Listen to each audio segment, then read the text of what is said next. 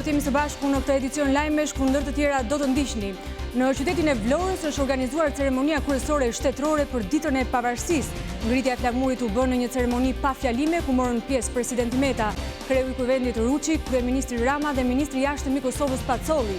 Festime spontane u zhvilluar nga vetë qytetarët dhe pelegrinët nga Kosova. Opozita pa LSI, 28 nëntorin e njeh dhe si ditë të çlirimit. Përfaqësuesit e saj bën omazhe këtë mëngjes në varrezat e dëshmorëve. Bashkëthasi i përkulet sot Skënderbeut, Ismail Qemalit, por dhe dëshmorëve të Adeut si dhe Adem Jasharit.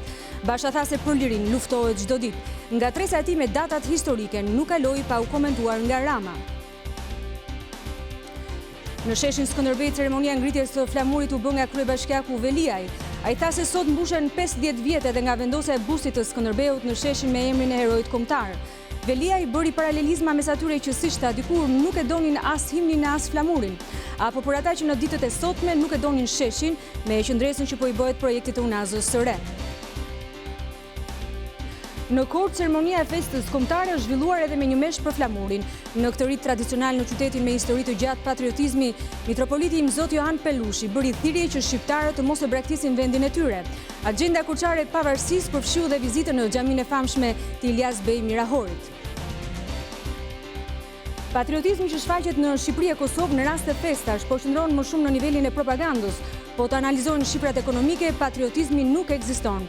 Mes dy ekonomive qëndron një kufi që mbrohet me rreptësi, me taksa dhe burokraci që pengojnë shkëmbimet tregtare apo funksionimin si një e vetme. Fëmijë të sëmurë me temperaturë deri në 39 gradë po qëndrojnë në radhë në Spitalin e Pediatrisë në Tiranë. Dyndja e madhe e prindërve me të miturit e sëmurë ka ndodhur sot për shkak se qendrat shëndetësore dhe ambulancat janë të mbyllura për pushimin që do të zgjasë plot 5 ditë.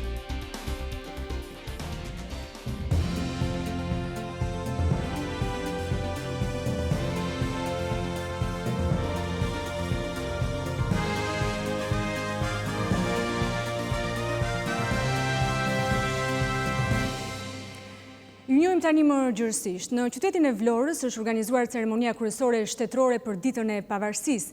Ngritja e flamurit u bë në një ceremoni pa fjalime, ku morën pjesë presidenti Meta, kreu i kuvendit Ruçi, kryeministri Edi Rama dhe ministri i jashtëm i Kosovës Pacolli. Festime spontane u zhvilluar nga vetë qytetarët dhe pelegrinët nga Kosova. Ky është aktiviteti kryesor që përmbahet këtu në Vlorë, me rastin e 106 vjetorit të shpalljes së pavarësisë së Shqipërisë.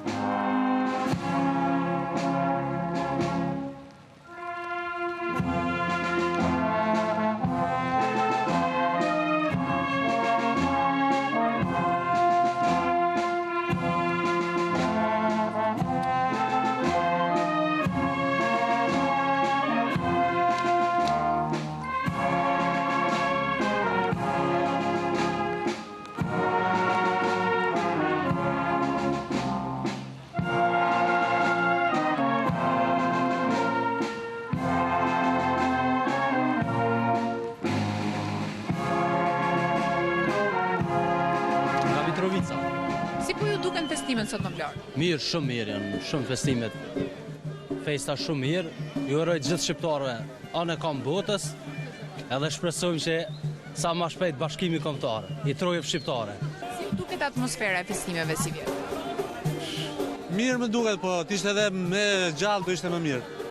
Sot feston për vjetorin e ngritjes flamurit dhe gëzuat festat të gjithë shqiptarëve. Si ju duket atmosfera? Mirë, është super.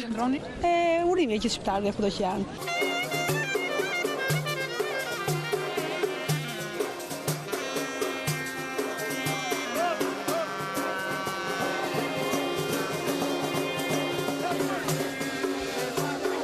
Kjo është atmosfera që mbizotëron në sheshin e flamurit pas ceremonisë shtetërore. Ndryshe nga vitet të tjera, nuk është menduar që në Vlorë të ketë aktivitetet pompoze për këtë përvjetor.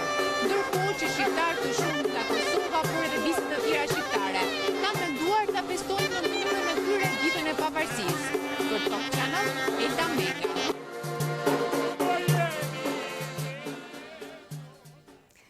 Festimet në qytetin e pavarësisë po i vijojnë vetë qytetarët dhe ata që kanë ardhur nga shumë zona të Shqipërisë dhe Kosovës.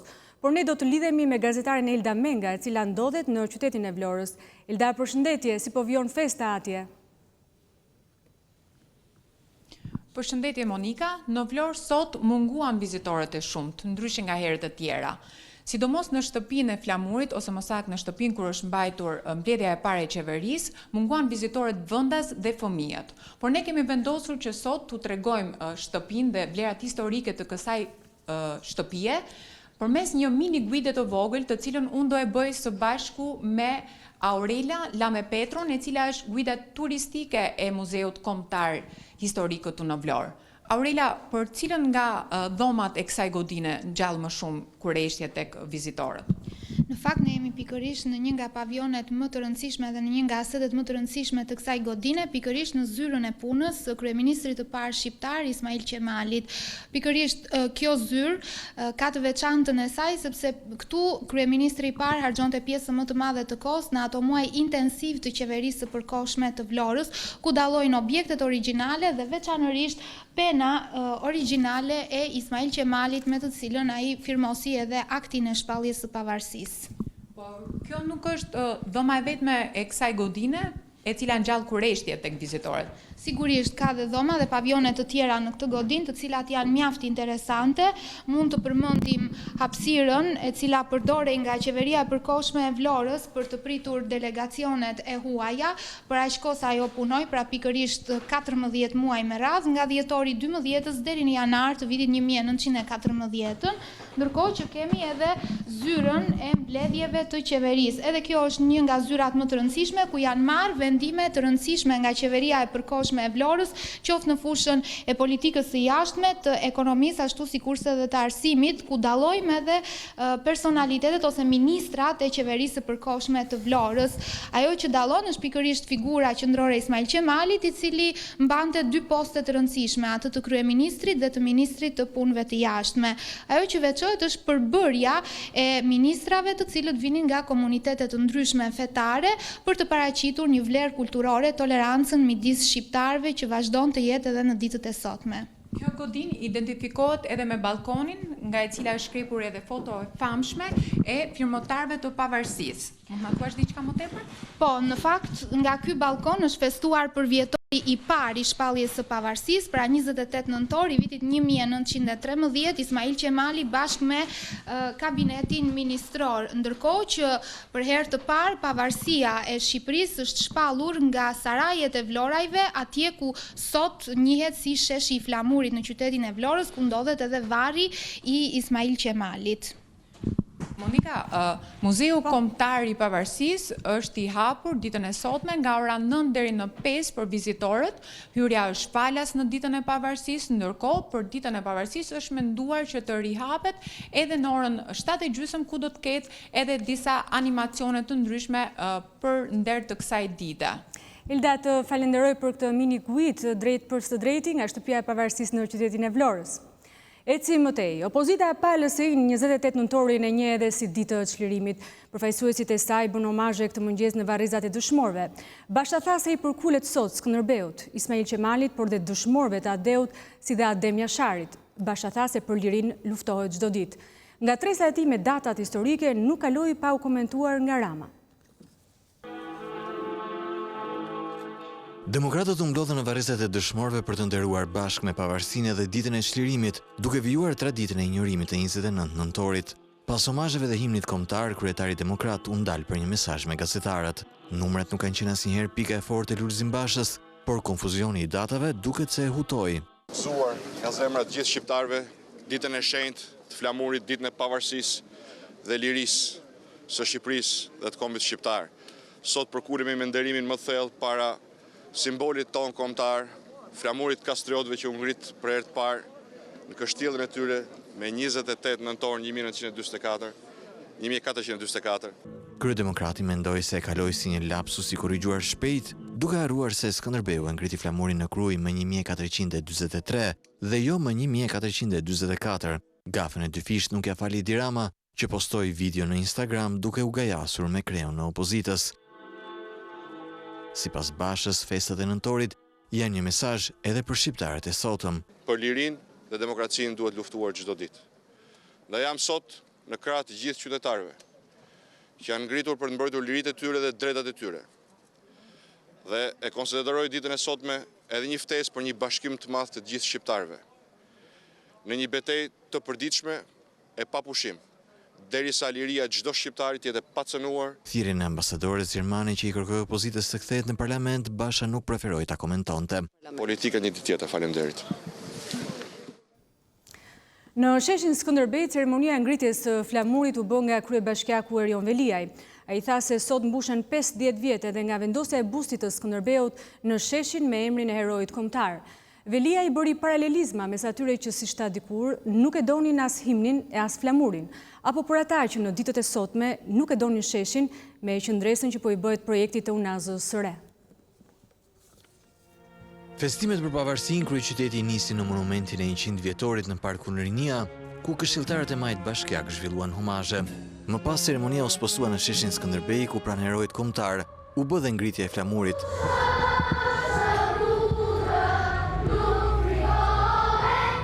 Para të rinjve dhe nxënësve të shkollave, Veliaj theksoi se shpallja e pavarësisë 106 vjet më parë nuk ishte një sipërmarrje e thjeshtë dhe jo të gjithë ishin dakord. Për ju që jeni akoma nxënës, jam i sigurt që po lexonin librat e historisë për një lëvizje që quhej Dum Babën. Lëvizja Dum Babën ishte një minorancë zhurmshme, shqiptarësh, jo tuajsh, të cilat thoshin mirë këta me pavarësi, por ne preferojmë të rrim të pushtuar. Duke hequr paralele me çfarë ndodh sot në kryeqytet, Veliaj pohoi se shumica e heshtur nuk do të heqë dorë nga zhvillimi i Tiranës. Nëse ne do të dëgjonim çdo minorancë zhurmshme që thot Dum Babën, nuk do e kishim këtë shesh, nuk do e kishim atë pazar, nuk do e kishim atë bulevard, nuk do e kishim parkun Lodrat e Liçenit. Ndaj miqtë e mi, ne jemi më të vendosur se kurrë për të vazhduar projektin e modernizimit të Tiranës edhe të gjithë Shqipërisë. Tirana do ta ketë një unaz të madhe për të fituar pavarësi nga trafiku, nga bllokimi, nga zaptimi. Sipas kryebashkiakut vet, historia e kryeqytetit ka treguar se Tirana nuk ja ka kursyer ndihmën kujt ka qenë nevojë dhe nuk do ta kursejë as këtë herë. Ky qytet nuk la pa shtëpi dhe pa bukë hebrejt në kulmin e luftës së dytë botërore, në kulmin e urrëties së një race ndaj një race tjetër. E sigurt që ky qytet, me këtë bujari dhe me këtë histori të lavdishme, nuk do të lërë asnjëri pa shtëpi dhe pa bukë. Ama nuk do të lëm as qytetin pa u zhvilluar.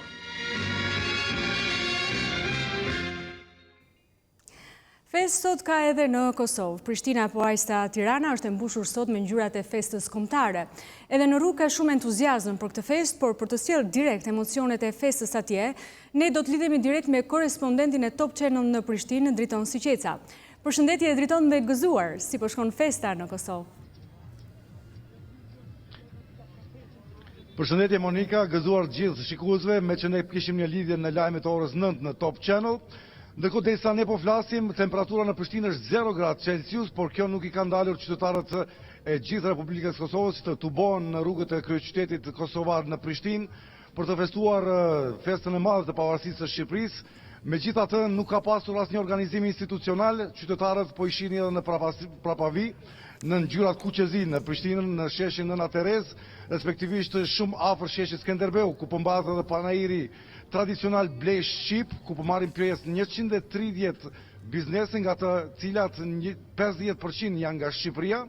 Me këtë rast të gjitha barierat taksative mes Kosovës dhe Serbisë, dhe Shqipërisë, me që kishim edhe takimin mes dy qeverive, asaj të Kosovës dhe të Shqipërisë në Pej para 2 ditësh, ku u mor vendim që taksat të heqen dhe ekonomia të jetë reale në ngritje në vitet në vazhdim. Kështu deklaroi para pak çastesh edhe vet ambasadori i Shqipërisë në Republikën e Kosovës, zoti Qemal Mingjozi, i cili parasheh që viti i ardhshëm do të jetë shumë më i mirë në aspektin e shkëmbimit tregtar me Kosovën. Në fund të kësaj nate, natyrisht do të raportojmë edhe në orën 7:30 në lajmet qendrore të Top Channel, nga kryeqyteti i Kosovës Prishtina, do të ketë një koncert ku do të marrin pjesë shumë këngëtar të ndryshëm nga Republika dhe më gjerë nga treva shqiptare. Monika. Driton, të falenderoj për këtë raport që përcollet deri në Tiranë dhe të uroj gëzuar festën e flamurit sot.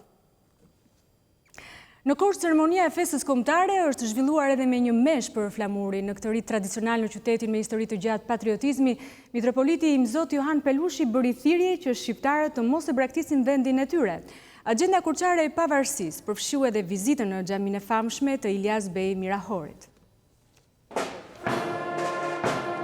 Në Korçë, përveç ceremonive, në 106 vjetorin e pavarësisë u mbajt dhe mesha e flamurit në katedralen Ringjallja e Krishtit, një traditë simbolike për qytetin në këtë ditë, ndërsa mitropoliti i Korçës, i Mzot Johan Pelushi, u ka bërë thirrje shqiptarëve të mos e braktisin vendin. Dhe sot udhëheqësit, nëse do duan Zotin, patyshim që do duan të kritin e tyre dhe të udhëheqin drejt vendeve të përparuar, sepse është e pamundur për e përsëris të duar Zotin e mos duash popullin tënd. Në këtë ditë do të kujtojmë të gjithë, ta duan vendin e tyre, e mos ta braktisin atë të tyre, sepse detyra jonë ka shë Zotin e ka shë kompin tonë për shfrytëzimi dhe përparimin i vendit tonë. Agjenda korçare e pavarësisë përfshinte më pas dhe një vizitë në xhamin Ilyas Bey Mirahori.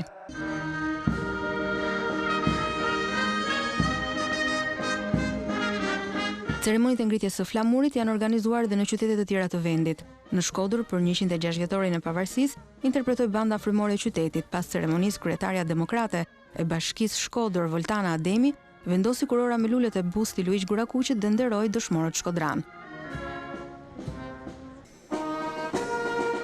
Në ceremoninë organizuar në Elbasan ishte e pranishme Lëvizja Socialiste për Integrim, ndërkohë që kanë munguar përfaqësuesit e Partisë Demokratike. Në Berat, drejtuesit e institucioneve janë ndarë me festimet e tyre për sa i përket festës së çlirimit. Zyrtarët e bashkisë, prefekturës, qarkut, por dhe institucioneve të tjera, së bashku me drejtuesit e forcave politike, vizituan monumentin kushtuar firmëtarëve të aktit të pavarësisë, ndërsa drejtuesit e degës së Partisë Demokratike nderuan edhe të rënët e luftës.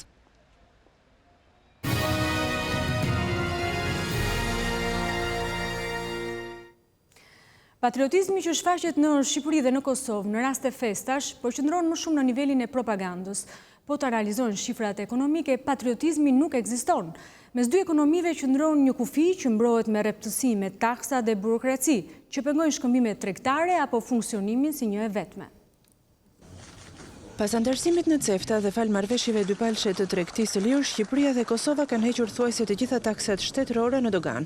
Por qeverit në të dy anët e kufirit i kanë zëvendësuar ato me taksa private që vijnë nga koncesionet. Taksa rrugës është skanimi doganor, është terminali doganor në pjesën e Kosovës. Krijimi një tregu të përbashkët ka qenë premtim thuajse i çdo qeverie në Prishtinë dhe Tiranë, por biznesi thotë se në terren gjërat kanë ndryshuar shumë pak. Ne si klube prodhuesish, si dhoma tregtie dhe si përmarrje në dorësi kemi kërkuar një listë prej 12 pikash që ja kemi bërë prezent edhe qeverisë Kosovës edhe qeverisë Shqipërisë. Dhe nga këto 12 pika vetëm certifikatet sanitare janë marrë parasysh kësaj radhe. Ndërkohë që pjesa tjetër ngelet e patrajtuar. Pengesat tarifore dhe ato burokratike e penalizojnë jo pak tregtin mes Shqipërisë dhe Kosovës, por arsyeja kryesore se pse dy ekonomit nuk kanë tregti të vrullshme mes tyre është një tjetër, mungesa e prodhimit. As Shqipëria as Kosova nuk performojnë dot në sektor të prodhimit. Dhe e dyta është që në shumë drejtime, përsa i përket tregtisë në mallra, struktura e ekonomisë së Shqipërisë me atë të Kosovës janë relativisht të ngjashme në shumë drejtime, pra nuk kanë shumë se çfarë të ofrojnë njëra tjetrës për të lejuar shkëmbim. Por biznesi thotë se dobësive strukturore të dy ekonomive nuk ka pse i shtohen pengesat artificiale. Mos bëhet më shumë se sa bëjnë vendet e Bashkimit Evropian me njëra tjetrën. Pra thjesht tragu i doganës mos të ekzistojë. Si në Kosovë ashtu edhe në Shqipëri, politikanët e kanë përdorur shpesh kartën e patriotizmit për fshirje të ekonomik për qëllimet e tyre elektorale, por në të vërtetë Shqipëria dhe Kosova janë ende shumë larg të qenit një treg i përbashkët. Dita e pavarësisë vjen menjëherë pas mbledhjes së përbashkët të qeverive të Shqipërisë dhe Kosovës. Çfarë domethënie ka kjo mbledhje dhe çfarë domethënie kishin mesazhet politike të dhëna në pej? Apo përdoret karta e nacionalizmit për kapital politik të brendshëm? Këtyre pyetjeve do t'ju jap përgjigje në Top Talk ish-ministri i punëve të jashtme Pascal Milo, menjëherë pas këtij edicioni i Lajmesh.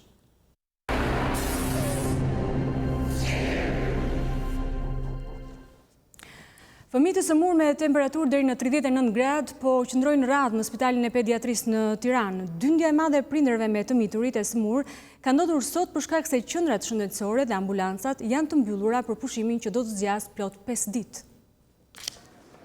Deri më tani, pranë urgjencës së pediatrisë së QSOT-s, janë vizituar mbi 150 fëmijë. Ky fluks është krijuar sepse qendrat mjekësore të lagjeve janë mbyllur dhe bluzat e bardha kanë marrë pushimin e festave. Fëmijë me temperaturë 39 presin me orë të tëra për të marrë një shërbim më të specializuar, ndërkohë prindërit shprehen të indinjuar pasi në derën e mjekut dhe brenda kësaj urgjence janë krijuar radhë të gjata. Ishit sot pranë qendrave mjekësore të lagjes tek mjeku familjes? Jo, janë të mbyllur. Për këtë arsye u drejtove pranë pediatrisë që sot? Sa orë ke që pret? Kam 2 orë. I sa ti numëri? 120. Dhe kur do të vi radha? 3-4 orësh. Ndërkohë, situata shëndetësore e djalit si është? Ashtu është kollë prej bretësh, temperaturë ka. Shkuat pranë qendrave mjekësore të lagjes sot? Po. Dhe? Ishim mbyllur. Për këtë arsye u drejtuat pranë pediatrisë së madhe. Sa orë keni që prisni për të bërë vizitën? Kena 11. Ke 3 orë që pret? Po. Çfarë numri je? Ja, numrin 104. Dhe nuk e dihet se kur do dalë rata? Se di fare. Ishte me 39, e gjymës, tani sa ra temperatura, dhe puna urgjencë. Keni shkuar sot për të vizituar fëmijën pranë qendrave mjekësore të lagjes? Po, ishim sot nga ora 10:30, po nuk ishte pushim. Çuni ka qenë gjithë natën me temperaturë dhe me koll, po për fat keq ishim mbyllur. Edhe u detyruam që ta sjellim këtu. E të rrojqet numrin? Po. I sa ti? 149. Edhe duhen e 50-60 vetë para. Edhe çuni është me 39 e gjysë. Tani djali është me temperaturë? Po, me koll edhe temperaturë dhe dhimbje barku. Nëse qendrat mjekësore të lagjeve nuk do të ishin mbyllur, atëherë prindërit nuk detyroheshin të vinin pranë kësaj qendre pediatrie për të marrë shërbimin mjekësor. Për Top Channel, nga urgjenca e pediatrisë, Rudina Muça. Tregtarët e fishekzjarreve kanë larguar shashkat e dëmshme që u përdorën në protestën e ditës së enjte para kuvendit. Në 2 tregjet e Tiranës, ku shiten, nuk u gjetën nga këto mjete, ndërkohë që policia më herët ka bllokuar sasi të vogla të shashkave të rrezikshme në këto 2 dyqane. Në tregjet kryesore të kryeqytetit ende nuk ka nisur tregtimi i fishekzjarreve. Por me afrimin e festave të fundvitit dhe duke nisur nga java e ardhshme, autoritetet thonë se nuk do të lejojnë shitjen e asnjë mjeti piroteknik i cili përbën rrezik për jetën dhe shëndetin e qytetarëve. Këto lloj kapsollash që janë shitur vitet e fundit në Shqipëri konsiderohen të rrezikshme për shkak të përmbajtjes së lartë të barutit dhe fuqisë shpërthyese.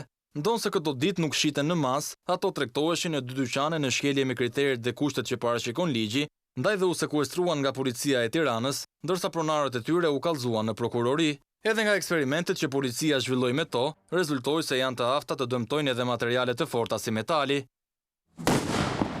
Ekspertët zjarfikës thonë se në duart e qytetarëve janë teje të rrezikshme. Ne presim urdhrat veçantë dhe në bashkëpunim me policinë bashkiake dhe me policinë e shtetit do bëjmë të mundur bllokimin e këtyre landëve të rrezikshme. Por që ne duhet të konsistojmë edhe gjithmonë në të ardhmen duke nisur edhe nga ky vit edhe në vitet që vinë, që këto lëndë piroteknike gjithmonë duhet përdoren nga bashkitë vendore, jo nga qytetarët e ndryshëm, sepse shpesh herë kanë shkaktuar edhe dëmtime. Ministria e Brendshme paralajmëroi vendosjen në një regjimi të ri kontrolli për lëndët plasëse, ato shpërthyese dhe për mjetet piroteknike. Situata aktuale ku njerëzit kanë akses lirshëm në blerjen e këtyre mjeteve ka bërë që qeveria të tërhiqet edhe nga propozimi i bërë në paketën fiskale për heqjen e aksizës për fishekzjarret. Në miratinin e mpërnen që ju bë paketës fiskale në Komisionin e Ekonomisë, ky propozim u rrëzua nga deputetët e mazhorancës me miratimin e Ministrisë së Financave.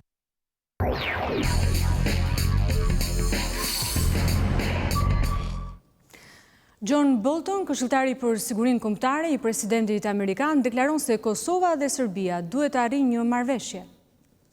Këshilltari i presidentit Trump për sigurinë kombëtare John Bolton deklaron se tani është momenti që Kosova dhe Serbia të arrijnë një marrëveshje.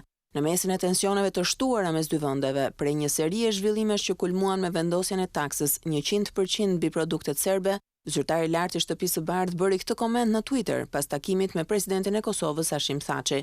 Bolton sqaroi se Shtetet e Bashkuara janë të gatshme të ndihmojnë të dyja palët drejt arritjes së këtij synimi historik. Thaçi që ndodhet në Washington në një vizitë zyrtare u takua të hënën me sekretarin e shtetit Mike Pompeo, i cili sipas zëdhënëses së Dashit përcolli një mesazh të ngjashëm, duke i bërë thirrje të dyja palëve të shfrytëzojnë mundësinë që është krijuar për arritjen e një marrëveshje gjithëpërfshirëse mbi normalizimin e marrëdhënieve. Shtetet e Bashkuara, thuhet në deklaratë, janë të gatshme të ndihmojnë dhe të mbështesin palët për arritjen e një pakti të qëndrueshëm, të zbatueshëm dhe që rrit stabilitetin. Washingtoni ka treguar këto muajt e fundit se do të ishte i gatshëm të shqyrtojë çdo lloj marrëveshje për të cilën do të binin dakord të dyja palët dhe që do të ishte implementueshme. Tha që ka hedhur prej kohësh idenë e korrigjimit të kufive, pas sqaruar sidoqoftë asnjëherë saktësisht se çfarë nuk kupton me këtë nismë.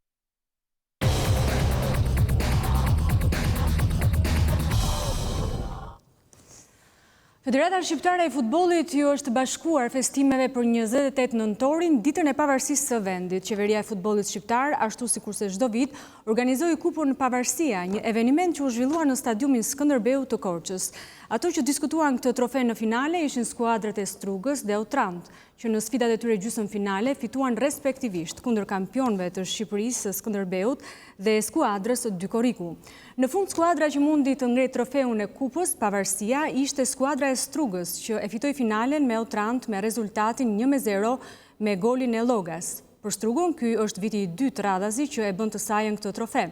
Kupa Pavarësia është kthyer në një traditë në futbollin shqiptar që zhvillohet gjatë ditëve të festave kombëtare dhe ku marrin pjesë klube nga Shqipëria, Kosova, Maqedonia e Mali i Zi. Partizani dhe Tirana do të përballen të premte në ndeshjen derbi. Në këtë takim konfirmohet se do të mungojë kapiteni Alban Hoxha. Arsyeja duket se është edhe ndalimi i tij nga policia për përdorim alkooli në timon. Në pjesë të dy Tirana nuk bëri asgjë. Afron dita e derbit të kryeqytetit mes Partizanit dhe Tiranës dhe ambienti sportiv nxehet dal nga dal pavarësisht situatave të ndryshme të dyja skuadrave. Partizani do të jetë pritës në këtë ndeshje dhe duke kërkuar qetësi 24 orë përpara takimit, ka vendosur që gjithçka rreth ndeshjes ta deklarojë 2 ditë përpara. Çështja që ka patur vëmendjen kryesore në konferencën e trajnerit të kuqve Skënder Gega lidhej pikërisht me ngjarjen e ndodhur me portierin dhe kapitenin Alban Hoxha. Fatkeqësisht gjërat kanë ndodhur edhe e ka të kaluar një moment veçantë. Ndonjë gotë, por si sportist besoj se nuk do të ishte në atë vend. Albania nuk besoj se do luaj. Përveç ligjit, që unë jam dakord që çdo ligj i tjetër i barabartë ka shi gjithëve. Besoj se mungesa e tij në stërvitje për kaq kohësh, gjendja e tij jo 100%, nuk do japë mundësi tjetër pranë në derbi. Ndërkohë sa i përket ndeshjes, Partizani vjen në këtë përballje si një prej skuadrave më në formë dhe kryesuesi e Superligës pas 14 javësh, ndërsa Tirana mbetet në vështirësi të mëdha dhe shumë pranë zonës së ftohtë të klasifikimit. Ekipi është i bëm gati, i karikuar dhe do bëjmë pamundën të japim një spektakël. Mjafton të marrojmë misionin, të fitojmë, luajmë kundër 11 vetëve, të jemi të saktë dhe të sigurt për ata që jemi të hodhim në fushë. Luajmë me kujdes, me disiplinë edhe të lëmë fushës. Ndërkohë në ndeshjen e së premtes së Selman Stërmaci do të mungojë tifozeria bardhë blu e grupimit Fanatiks, e cila ka publikuar nëpërmjet rrjeteve sociale vendimin e saj, duke mos pranuar të quhet tifozeri mike në stadiumin e Tiranës. Në ndeshjet e mbrëmjes për Champions League janë mësuar emrat e disa prej skuadrave të kualifikuara për në raundin e ardhshëm: Juventus, Manchester United, Roma dhe